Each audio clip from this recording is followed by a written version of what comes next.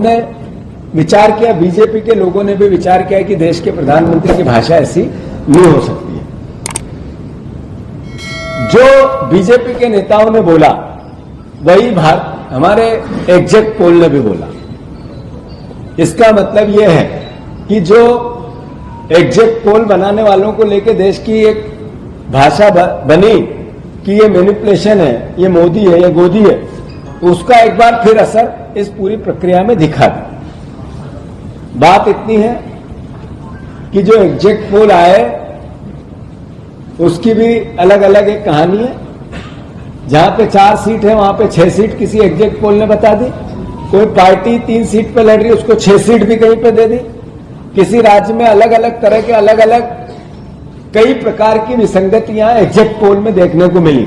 मतलब देश का इतना गंभीर मसला, देश का आम चुनाव, अरबों खरबों रुपए, देश के पूरे देश के भविष्य का चुनाव, अरबों खरबों रुपए का देश का, जिसमें एक तरह से इन्वेस्ट होता है, आपकी और हमारी गाड़ी कमाई होती है, उसके एग्जिट पोल में जिस तरीके की विसंगतियां सामने आई, मतलब उस पूरी प्रक्रिया को एक तरह से क्या उसको शब्द दिए जाए, ये भी एक चुनौती का प्रश्न है। मैं इतना ही कहना चाहता हूं कि जब मध्य प्रदेश के संदर्भ में हम लोग आप लोग बात करते हैं तो आप लोग कहते हैं मंडला की सीट अच्छी है, छिंदवाड़ा भी अच्छा चुनाव लड़े, बीजेपी ने खूब कोशिश की, उसके बाद भी कमलनाथ जी के प्रति सिंपैथी थी।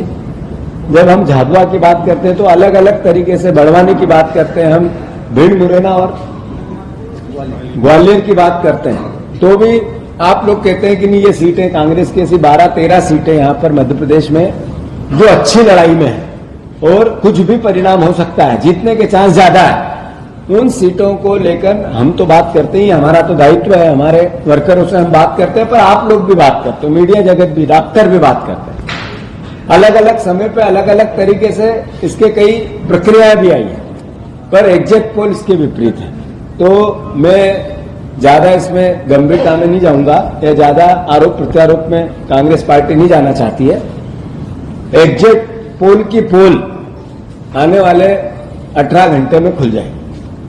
और रही बात इसकी कि कांग्रेस पार्टी बिल्कुल किसी भी प्रकार से डिमोरलाइज नहीं है। हमारे वर्करों को हमने पूरे ताकत से, जो गिनती की प्रक्रिया का हिस्सा है, वहां पर क्या सजगता रहनी चाहिए, कैसे लीगल टीम रहनी चाहिए, कैसे हमारे मीडिया के प्रवक्ताओं को हर तरीके से अपनी पार्टी के विचार के साथ खड़े रहना है, कैसे हमारे सीनियर लोग अलग अलग, यहाँ चाहे मध्य प्रदेश की विधानसभा का, यहाँ हमारे प्रदेश कार्यालय का सवाल है, या जिलेवार लोकसभा वार जिलेवार नियुक्तियों की बात है, या जिम्मेवारी देने की बात है, जिनकी ड्यूटी लगाई गई है वो सब भी है। तो इन सब एग्जिट पोल से हमारा कार्यकर्ता न निराश है न हताश है। मैं प्रदेश की जनता को जरूर कहना चाहता हूं, चुनाव हो गए, लोकसभा के भी चुनाव हो गए हैं और विधानसभा के भी चुनाव हो गए हैं। जो सत्ता में है उनकी ड्यूटी है कि जो बोला वो करें, और जो विपक्ष में हम और हमारे साथ आप सब, हम सब जो विपक्ष को ज्यादा ताकत देते हैं, वो इस बीजेपी को मजबूर करे, सरकार को मजबूर करे कि इनने जो बोला वो करें। हालात बहुत गंभीर है मध्य प्रदेश के। रिजर्व बैंक ने हमें कर्ज देने से मना कर दिया। ये न हमारी हालात कैसे हो गए, एक सरकार के, एक प्रदेश के हालात, ये किसी एक व्यक्ति को कोई कर्ज नहीं दे, यानी उसकी सामाजिक किस तरह की दुर्गति होती है, हमारी सरकार की वैसी दुर्गति है। हमारे 3C में जब बार बार कहता हूं तो जो क्राइम का अकल्पनीय और जिसकी कितनी निंदा करें उसकी कोई शब्द नहीं है उसके, उतना क्राइम या ST SC आदिवासी अनुसूचित जाति जनजाति का होना तो एक तरह से यहां एक अभिशाप हो गया। हर तरह की यातनाएं उनके साथ, कैसी कैसी यातनाएं जो कभी हम फिल्मों में देखते हैं, कहानियों में नहीं सुनते, वैसी यातना। अभी सागर का घटनाक्रम है उसका उदाहरण, ऐसे कई उदाहरण, उसकी अलग से बात करेंगे। 3C ये क्राइम, कर्ज और करप्शन। आज ही आप लोगों ने सबने लिखा है कि सारे टोल पे पैसे बढ़ गए हैं। फिर हमने देखा अभी 2 दिन पहले, अभी मुझे कोई बता रहा था कि हर तरीके की महंगाई बढ़ाने की तैयारी फिर से तेज हो गई।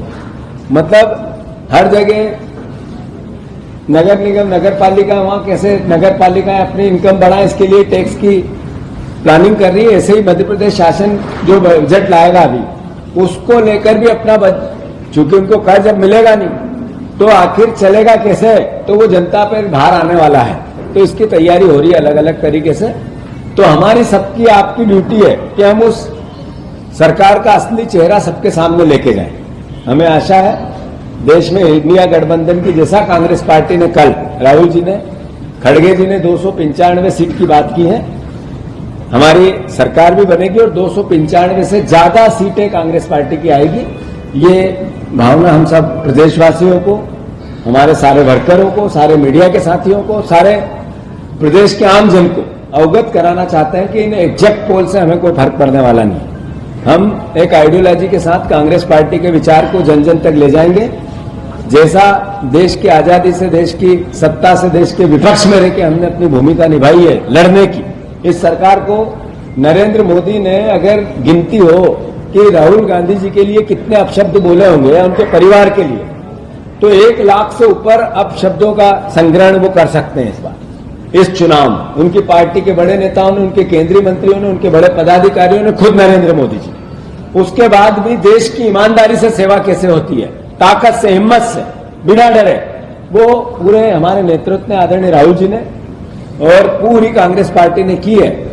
मैं आप सबका फिर से स्वागत करता हूं। कोई सवाल हो तो एक दो। 295 में 7 सीटें मध्य प्रदेश से, तो आपको कौन सी सीटें लगती हैं? मैं बोल चुका हूं, अब ये वही बीजेपी की भाषा हो जाएगी। नहीं, हम तो 2-2.5 की बात कर रहे थे, आज भी कर रहे हैं, कल भी करेंगे, और रिजल्ट आएगा तब भी ऐसा ही होगा। 2.5 की संख्या में सीटें आएंगी।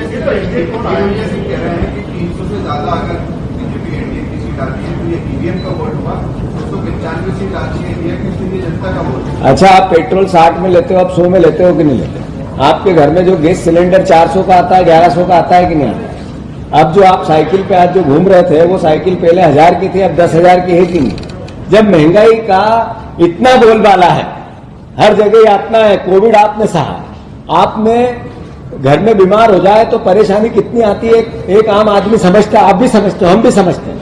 जहां पे किसान परेशान, घर में एक बेरोजगार, नशा अद्भुत, फिर वोट कैसा? तो फिर भी अगर वोट आए हैं तो फिर दिग्विजय सिंह जी ने क्या गलत कहा?